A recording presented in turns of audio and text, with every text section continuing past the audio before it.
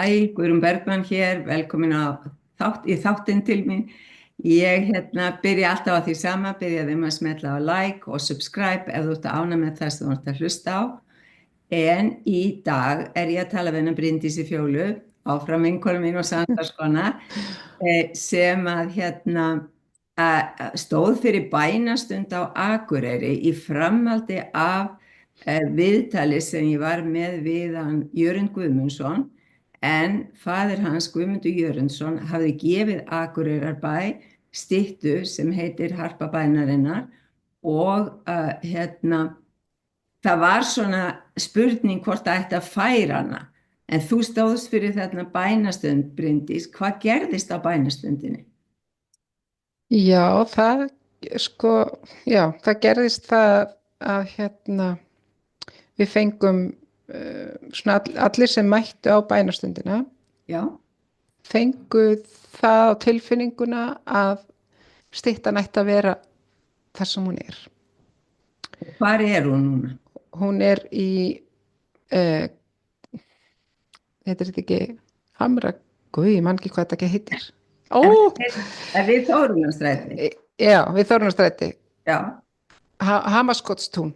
Hamarskotstún, já. Já, það stendur þar Já. og búin að gera það síðan 1974. Já, Og svo þetta er garður sem hefur bara svona vaxið svolítið, vaxið svolítið bara þrengt að styttunni og aðgengi að henni. Þannig að fjölskyldan hefur svolítið verið að mælast til þess að styttan verði færð. Og sem við höfum svona verið sammála að henni er ekki verið greiði gerði með að vera þarna sem er búið að setja svolítið nálættinni alls konar frisbee körfur og svona, þannig að virðingin er minni en var í upphafi. já, Þannig að ég ákvaða að efna til þessar bænastundar til þess að fá fólk að styttunni og láta líka bara vita af henni hvar hún er. Það var mikið af fólki sem bara hafði aldrei séð hana og vissi ekki af henni og vissi ekki af sögunni, þannig að mér fannst þurfa svona vakningu og styttan fengi áheyrn. Og Guðmundur Jörundsson sem gaf hann að fengi áheyrna því ég var búin að vera var við hann var að þrýsta á mig að gera eitthvað með þetta. Og það var gaman að segja frá því þegar ég var að velja dagsetningu Já. fyrir viðburðin, þá er ég náttúrulega bara í dagatalinu mínu að reyna að finna hvar ég ætti lausa en dag og það var bara kom til mín bara 13. desember, ég bara 13. þetta er föstudagur 13. er það gott? Og svo bara já, þetta á að vera þá og ég bara ok, svo klukkan hvað þá bara þetta á að vera klukkan 13. Ég bara, föstudagur 13, klukkan 13, ok, við fyrum bara þessa leið. Og svo bara auglýsti ég þetta og það mætti fólk og allir konur reyndar og fullt af náttúrulega fólki með okkur í fjárbæn út allt land sem mætti með okkur á þessum tíma í sínum bara í anda. Já. Og þetta var merkilegt að því að ég kom með þeirri hugsuna að ég ætla svona hlusta á Guðmund Jörundsson og hlusta á styttuna hvert hún vildi fara og styðja hana þá í því ef hún ætti að fara eitthvað. Já. En ég fekk mjög sterkt til mín að hún ætti bara að vera þarna sem hún væri. Og ég var svolítið hissa, þannig oft sem maður getur litað hvað maður fær til sín. Maður er ekkert alltaf kannski, maður getur stundum haft áhrif á innsæði sitt, svona hvað kemur til manns. En þarna var bara mjög sterkt, bara hún á að vera þarna. Og svo töluðum við saman konuna sem stóðum hann í kringum styttuna eftir kyrrðarstundina eða bænastundina og þær voru allar á því máli að hún ætti að vera Allar með sem er skilabóð. Já, og við vorum eiginlega allar frokkar hissa af því að við heldum við værum að fara að styðja hana við að fara eitthvað. Dásamlegt, já.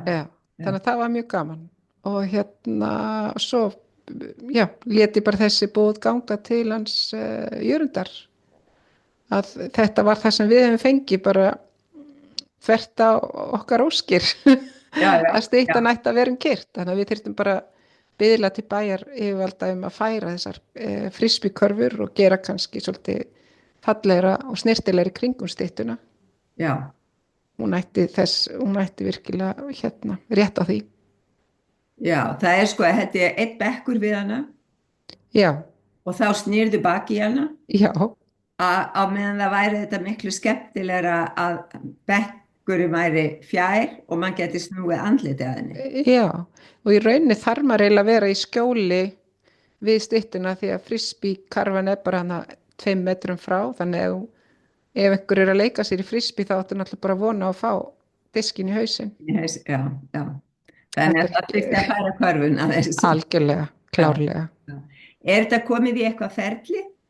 Ég veit að fjölskyldan er í sambandi við Listasafn Íslands Já. sem er svo í sambandi við Akureyrarbæ sem ætlar að leiðbeina þeim hvernig væri svona fallegast að gera þetta vel. Já, ég man ekki sko síðast þegar ég var á Akureyri þá keyrði ég fram hjá þessu stað. Já. Man ekki hvort það er einhver svona stígur sem liggur upp að henni. Það liggur svona fram hjá henni, það eru stígar í gegnum garðinn á nokkur stöðum. Já.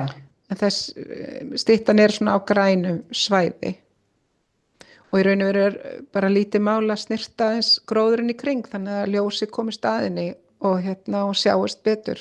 Já. Og setja kannski 1 eða 2 bekki svona kannski ykkur að 3-4 metra fjarlægð þannig að maður geti setið og virt fyrir sér þessa fegurð sem að styttan er og fengi að biðja sína bænir í samrumna við að horfa á hana sko. Já. Ég var einmitt sko áður að við tókum upp þetta samtal okkar þá kom Guðmundur til mín og það sem hann sagði var sko já, ég var náttúrulega alltaf vanur að biðjast fyrir.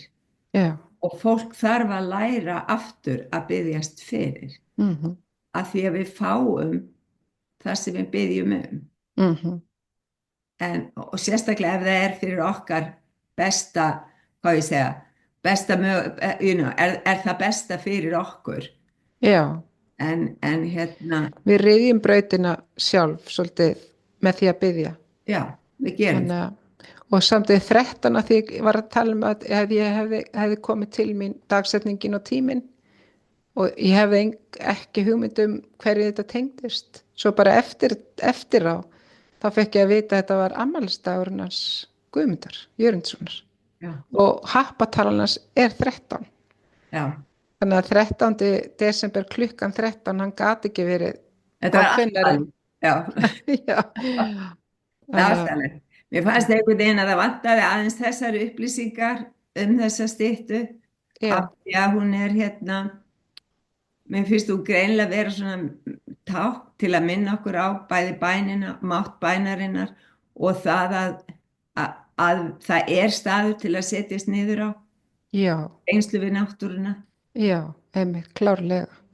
Við hörpu bænarinnar, þannig að ég þakka þér innilega fyrir að deila þessum upplýsingum með okkur af því að það skipta máli og ég ætla að setja hlekk inn á viðtali við hann Jörund Guðmundsson og ég ætla líka svona Guðmundar og ég ætla líka að setja hlekk inn á viðtal sem ég tók við svona dóttur hans hann Mörturud Sigurðardóttur. Já. Þannig ég tengi þetta saman, þannig þeir sem ekki hafa séð eitt myndband geti þá séð þau öll og svona skilið söguna betur. Já, og þetta bara skipti máli að þetta kendi mér þessi þetta ferli sem fór hann að stað að hlusta bara á innsæi sitt og vera bara svolítið hvatvís eða eitthvað svona kemur til manns. Já. Gera þetta bara því þetta, við þurfum alltaf að minna á hvað var. Við þurfum að byggja því sem er búið að gera fyrir okkur og passa upp á að virða það sem er búið að gefa okkur. Þannig að annars þetta gleymist bara. Sérstaklega út af því að hann upplifði að það væri engill sem væri verndarvættur Eyjafjarðar. Já. Og að þessi stytta er í rauninni táknræn fyrir þennan verndarvætt. Já. Þannig að þetta er bara ofboðslega fallegt. Já. Og líka gaman að vera vör við Guðmund, hann er svo virkur í andaheiminum, hann duglegur að koma í heimsókn og íta við manni og þannig að mjög gaman. Þannig að virkur þar og hann var í lifanda lífi. Já, hann er líka bara góða félaga sem hann er með, hann kemur oft með Einari, hann bara eru góða félagar. Já, einar og einastöðum, bara svo Já, fólk viti hvað já, verið já, að í. Já, það er yndislegt. Heyrðu, takk fyrir þetta spjall, Bryndís. já, verður góð.